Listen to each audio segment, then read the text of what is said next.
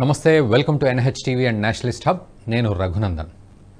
So పార్లమెంట్లో నిన్న first show లాగా అటు రాహుల్ గాంధీ విపక్ష నేతగా లాంచ్ అవ్వడం జరిగింది. అయితే మొట్టమొదటి 1 గంట 40 నిమిషాల తన ప్రసంగంలో పూర్తి విద్వేషాన్ని రగిల్చి మరోవైపు తనలో ఉన్న అక్కసును వెళ్ళగక్కిన పరిస్థితి మనం నిన్న కళ్ళారా చూసాం. అయితే నిజానికి హిందువులంటే ఎందుకంత ద్వేషం అన్నట్టుగా తన ప్రసంగంలోని కొన్ని అంశాలు సాగినట్లుగా పెద్దలు చెప్తూ ఉన్న సందర్భం అండ్ మనము కూడా చూస్తూ ఉన్నాం. నిజానికి మొదటి నుంచి గనక చూసినట్లయితే హిందువులనే టార్గెట్గా అటు హిందూ టెర్రర్ అని, హిందూ టెర్రరిస్ట్ అని, సాఫ్రన్ టెర్రర్ అని, తర్వాత చివరికి మహాభారతంలో శ్రీకృష్ణుడు అర్జునుడికి జిహాద్ గురించి నేర్పించాడని, మరోవైపు హిందుత్వ వల్ల దేశం విడిపోతోందని, హిందుత్వం సనాతనం అనేది పూర్తిగా నిర్మూలించాలని, హెచ్ఐవి, ఎయిడ్స్, డెంగ్యూ, మలేరియాతోటి పోల్చిన సందర్భాలు ఇవన్నీ ఒక ఎత్తైతే నిన్న పార్లమెంట్లో హిందువులు హింసను కోరుకుంటారు అన్నట్లుగా సాగించిన రాహుల్ గాంధీ ప్రసంగం ఒకవైపు హిందువులపై ఏదో ఒక రకంగా ద్వేషం వెళ్ళగక్కడం ఒక ఎత్తైతే, మరోవైపు పూర్తిగా అబద్ధాలు రఫేల్ నుంచి మొదలు పెడితే నిన్నటి రన్నింగ్ కామెంటరీ వరకు చాలా అంశాల్లో అబద్ధాలను చూపించడం, అగ్నివీరులు అటు వారికి డెత్ బెనిఫిట్స్ ఉండవు అని వ్యాఖ్యానించడం కావచ్చు, లేకపోతే నీట్ పరీక్షకు సంబంధించిన విషయాలు కావచ్చు, లేకపోతే ఇతరత్ర అంశాలు ఏదున్నా కూడా మొత్తానికి అయోధ్య రామమందిర నిర్మాణం సమయంలో అక్కడి వాళ్లకు ఎటువంటి కంపెన్సేషన్ ఇవ్వలేదు అని వ్యాఖ్యానించడం కావచ్చు. ఇవన్నీ కూడా అబద్ధాలు. పూర్తిగా అబద్ధాలనే ఆయుధాలుగా అటు రాహుల్ గాంధీ చేసుకున్నారా అనే డౌట్ వచ్చే విధంగా తన ప్రసంగాలు సాగుతూ ఉన్నాయి. మొదటి నుంచి కూడా తన వ్యాఖ్యలు అదే సాగుతూ ఉన్నాయి. సో ఇటు హిందూ ద్వేషం ఏమిటి, మరోవైపు అబద్ధాలు పునాదులుగా ఉండడం ఏంటి? మరి నిజంగా అటు 99 సీట్లు సంపాదించుకున్న కాంగ్రెస్ పార్టీ ఈ రకమైన అబద్ధాల్ని ఎలా ప్రచారం చేస్తోంది, పరంపరగా ఏ విధంగా దీన్ని కొనసాగిస్తూ వస్తోంది, దాన్నే రాహుల్ గాంధీ ఎలా కొనసాగించారు? మరోవైపు అటు బీజేపీ తన వ్యూహాన్ని ఏమైనా పూర్తిగా మార్చుకోవాల్సిన సమయం కూడా ఆసన్నమైందా? ఎందుకంటే ఇటువంటి అస్త్రశస్త్రాలు అటు నుంచి సంధించినప్పుడు మరి భారతీయ జనతా పార్టీ కానీ అటు ప్రస్తుతం కేంద్ర ప్రభుత్వం కానీ దీనికి సంబంధించి ఏ విధంగా అస్త్రశస్త్రాలు సిద్ధం చేసుకొని కౌంటర్ చేసే ప్రయత్నం చేస్తోంది? మరి నిజంగా అటు హిందుత్వవాదులు ఏమనుకుంటున్నారు, తర్వాత దేశమంతా కూడా దీని గురించి ఎలా చర్చిస్తోంది? ఇవన్నీ కూడా మనం మాట్లాడదాం. మనతో పాటు ప్యానెల్లో ఉన్నారు బీజేపీ అధికార ప్రతినిధి అమర్నాథ్ సారంగ్ల గారు. అమర్నాథ్ గారు నమస్తే అండి, welcome to nationalist hub. And Kappara Prasad గారు రాజకీయ విశ్లేషకులు, వారు కూడా అందుబాటులో ఉన్నారు. ప్రసాద్ గారు నమస్తే అండి, వెల్కమ్ టు నేషనలిస్ట్ హబ్. ముందుగా అమర్నాథ్ గారు మీ దగ్గర నుంచి నేను స్టార్ట్ చేస్తాను. సో 2 వర్షన్స్ నేనైతే మాట్లాడుతూ ఉన్నాను. ఒకటి, హిందుత్వ అనే అంశాన్ని ఏదో రకంగా తీసుకొని హిందువులపై ద్వేషాన్ని వెళ్ళగక్కడం ఒక ఎత్తైతే, అటు అబద్ధాలు పునాదులుగా మాట్లాడుతూ అటు అగ్నివీరులకు డెత్ బెనిఫిట్స్ లేవని, తర్వాత అయోధ్యలో వాళ్ళకి కంపెన్సేషన్ ఇవ్వలేదు కాబట్టి అక్కడ ఓడిపోయారని, సో ఇవన్నీ కూడా ఎలా తీసుకోవాలి రాహుల్ గాంధీ మొదటి ప్రసంగం, ఇది వరకు చేసిన ఇటువంటి వ్యాఖ్యలు ఇవన్నీ కూడా? ఇప్పుడు మొదట మన ప్రేక్షకులందరికీ నమస్కారం అండి. First of all, Rahul Gandhi గారి ఏవైతే లీడర్ ఆఫ్ ఆపోజిషన్ అయిన తర్వాత ఆయన నిన్న మాట్లాడిన స్టేట్మెంట్స్ ఏవైతే ఉన్నాయో, కొన్ని స్టేట్మెంట్స్ రికార్డుల నుంచి తొలగించాలి అని కొంతమంది డిమాండ్ చేశారు. నేనైతే అవన్నీ కూడా రికార్డులలో ఉంచాల్సిందే. ఎందుకంటే మన ఫ్యూచర్ జనరేషన్స్ లో ఒక 40 సంవత్సరాలకు 50 సంవత్సరాలు ఇట్లాంటి ఒక పప్పు లీడర్ ఆఫ్ ఆపోజిషన్ గా ఉండేంత దౌర్భాగ్యమైన పరిస్థితి ఉండేనా ఆ కాలంలో అని కూడా అర్థం చేసుకోవాలి మన ఫ్యూచర్ జనరేషన్. ఎందుకంటే ఇటువంటి ఒక అబద్ధాల కోరు, పచ్చి మోసకాడు ఇట్లాంటి ఒక వ్యక్తి నిజంగా ఇండియన్ పార్లమెంట్ లో అడుగు పెట్టాడా?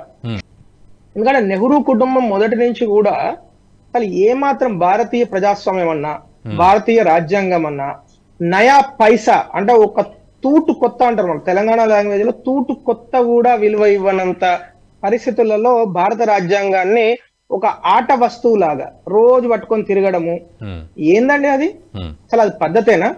ఒక లీడర్ ఆఫ్ ఆపోజిషన్ అంటే ఎంతో కొంత డిగ్నిఫైడ్ గా మాట్లాడే మాటకు కొంతనైనా సబ్స్టాన్స్ ఉండాలి. అసలు రాహుల్ గాంధీ మొదటి నుంచి అసలు రాహుల్ గాంధీ దేని మీద ఆన్సర్ చేయాలి? డాక్టర్ బాబాసాహెబ్ అంబేద్కర్ ను కాంగ్రెస్ పార్టీ ఎన్నిసార్లు అవమానం చేసింది, ఎందుకు అవమానం చేసింది? డాక్టర్ బాబాసాహెబ్ అంబేద్కర్ అంటే ఎందుకు కాంగ్రెస్ పార్టీకి ఒక విరోధం? ఎందుకు వాళ్ళకి ఎందుకు ఇంత కంటగింపు? ఫస్ట్ అది ఆన్సర్ చేయాలి. రెండోది, వాళ్ళు ఆన్సర్ చేయాల్సిన రాజ్యాంగం అంటే ఎందుకు విలువలేనితనం? రాజ్యాంగం అంటే వీళ్ళకి ఒక ఆట వస్తువా సార్? అసలు కాన్స్టిట్యూషన్, ఆ హాల్ పేరే కాన్స్టిట్యూషన్ హాల్, దానిలోనే వాళ్ళు ఉన్నారు. ఇవాళ కొత్త మన అద్భుతమైన మన ఇండియన్ పార్లమెంటును భారతీయత చొప్పించి మనం కట్టుకుంటే దాన్ని కూడా అవమానం చేస్తా అంటే ఎందుకంత కంటగింపు? భారత రాజ్యాంగం అంటే ఎందుకంత నచ్చదు వాళ్ళకు? నెంబర్ 1. నెంబర్ 2. నెంబర్ 3, భారతీయ ప్రజాస్వామ్యం అంటే అసలు కాంగ్రెస్ పార్టీ ఇన్నిసార్లు ఎందుకు అవమానం చేయాలండి? భారతీయ ప్రజాస్వామ్యంలో ప్రజాస్వామ్యబద్ధంగా ఎన్నికైన అనేక ప్రభుత్వాలను 93 సార్లు కాంగ్రెస్ పార్టీ తీసి పడేసింది. ఒక చిన్న వెంట్రుక తీసేసినట్టు తీసి పడేసిర్రు అకారణంగా. ఒకప్పుడు భారత్ ఆర్టికల్ 356 ప్రకారము రాష్ట్రపతి పాలన విధించాలంటే అక్కడ ఆర్మ్డ్ రెబెలియన్ లేకుంటే ఒక పెద్ద ప్రజాస్వామ్యానికే ఆటంకం కలిగించే ఒక పెద్ద యుద్ధము జరిగి ఉండాలి. ఇండియాలో ఎప్పుడు జరగలేదు అట్లాంటిది. భారతీయ దేశంలో స్వతంత్రం వచ్చిన తర్వాత ఏ రాష్ట్రం కూడా ఏదో చిన్న చిన్న గొడవలు జరిగినాయి, ఎక్కడో నక్సలిజం అట్లా వచ్చింది తప్పితే ఎక్కడ కూడా సొసైటీ మొత్తం అంటే ఆర్మీతో ఫైట్ చేసేంత శక్తి ఎప్పుడు చూసామండి మనం? ఎప్పుడు చూడలేదు. We are not Pakistan unfortunately. Fortunately we are not Pakistan. Pakistan లో అట్లాంటివి చూసాము, బంగ్లాదేశ్ లో చూసాము, ఇవాళకి ఉగాండా కంట్రీలో there is an armed rebellion.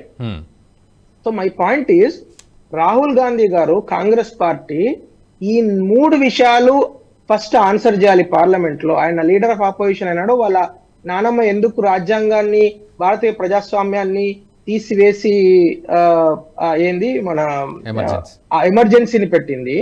ఆ తర్వాత నెహ్రూ గారు ఎందుకు అనేక సార్లు ఆర్టికల్ 356 ఉపయోగించారు?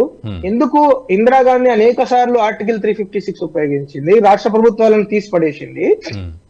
ఎందుకు రాజీవ్ గాంధీ 1989లో ఓబీసీ రిజర్వేషన్లకు అడ్డుగా మండల్ కమిషన్ వచ్చినప్పుడు ఓబీసీ రిజర్వేషన్లకు వ్యతిరేకంగా కాంగ్రెస్ పార్టీ ఈ రోజు రికార్డులో ఉన్నది. అది 1989లో కాంగ్రెస్ పార్టీ రాజీవ్ గాంధీ నాయకత్వంలో అప్పుడు కూడా Rajiv Gandhi leader of opposition Mandal commission పెడితే ఓబీసీ రిజర్వేషన్లు ఇవ్వద్దు అని ఓటు వేసిన పార్టీ ఈ దేశం మొత్తంలో ఎవరైనా ఉన్నారంటే కాంగ్రెస్ పార్టీ ఉన్నది.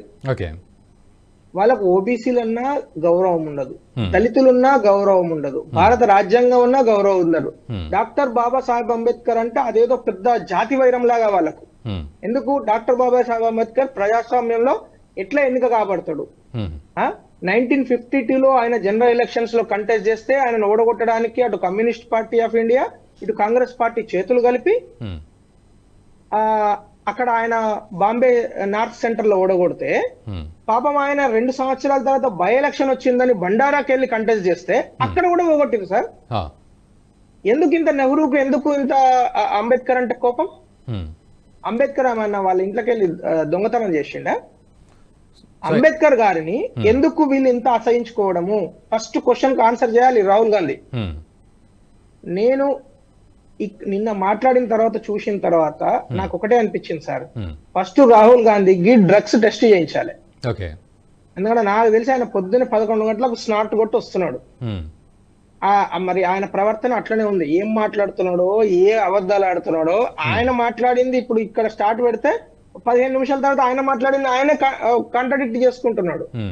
ఒక పక్కన ప్రజాస్వామ్యం అంటున్నాడు, ఇంకో పక్కన హిందువులను తిడుతున్నాడు. మళ్ళీ ఏమన్నంటే అది హిందువులు కాదు, మేమన్నది ఆర్ఎస్ఎస్ బీజేపీ. అంత క్లియర్ గా ఇప్పుడు మొదటి నుంచి కూడా నెహ్రూ కుటుంబము హిందూ వ్యతిరేకి ఆయనే చెప్పిండు. ఆయన క్లియర్ గా నేను unfortunately I was Born Hindu. సరే నువ్వు పుట్టలేదు వై నీకు హిందూ అంటే, కానీ అది ప్రజాస్వామ్యబద్ధంగా ఎన్నిక కాబడ్డ ఒక లీడర్ ఆఫ్ ఆపోజిషన్ భారత పార్లమెంట్ లో కూర్చున్నప్పుడు ఆయన ఒక సెక్షన్ ఆఫ్ సొసైటీని రిప్రజెంట్ చేస్తున్నాడా లేదా? ఆ సెక్షన్ ఆఫ్ సొసైటీలో హిందువులు లేరా? ఆయనకి ఈ రోజు ఓట్లు వేసిన 99 సీట్లు వచ్చినాయి కదా కాంగ్రెస్ పార్టీకి, దానిలో హిందువులు లేరా? ఉన్నారు. హిందువులని ఎవరైతే చెప్పుకుంటారో వాళ్ళందరూ హింసావాదుల. అసలు బుద్ధున్నదా రాహుల్ గాంధీకి? అందు గురించి అతని పప్పు అనేది, చాలా మంది అతని పప్పు అని ఎందుకు అంటారు అంటే అందు గురించి అంటారు. ఇప్పుడు నువ్వు హిందువులను రిప్రజెంట్ చేస్తున్నా అని ఫీల్ కావన్నా, నిజానికి కాంగ్రెస్ పార్టీకి 18.8% హిందువుల ఓట్లు పడ్డాయి. తర్వాత కాంగ్రెస్ అలియన్స్ పార్టీలకు 10% ఓట్లు హిందువులకు పడ్డాయి లెక్క ప్రకారం. 100% హిందువులు ఓట్లు వేయకుండా 99 సీట్లు ఎక్కడి నుంచి వస్తాయి సార్? ఈ దేశంలో ఇప్పటికీ కూడా 80% హిందువులు ఉన్నారు కదా. మీరు అవునన్నా కాదన్నా, మీకు నచ్చినా నచ్చకపోయినా, మీకు నచ్చకపోతే ఇటలీ వెళ్ళిపోవాలి, నచ్చకపోతే పాకిస్తాన్ పోవాలి. హిందువులు ఉండడమే నచ్చదు, నేను హిందువులందరినీ ఖరాబ్ చేస్తా, చంపిపడేస్తా అంటే ఎట్లా? బట్ అమర్నాథ్ గారు, ఇక్కడ ఒకటి చాలా కన్విన్సింగ్ గా బీజేపీని ఆర్ఎస్ఎస్ ని అన్నాను అని చెప్పడం, అంటే ఆ వ్యాఖ్య చేసేయడం ఫస్ట్ ఆఫ్ ఆల్, అంటే ఇక్కడ ఇంటర్నల్ ఇంటెన్షన్ ఒక్కసారి మనం దాన్ని ఎలివేట్ చేస్తే ఎట్లా ఉంటుంది చూడాలి.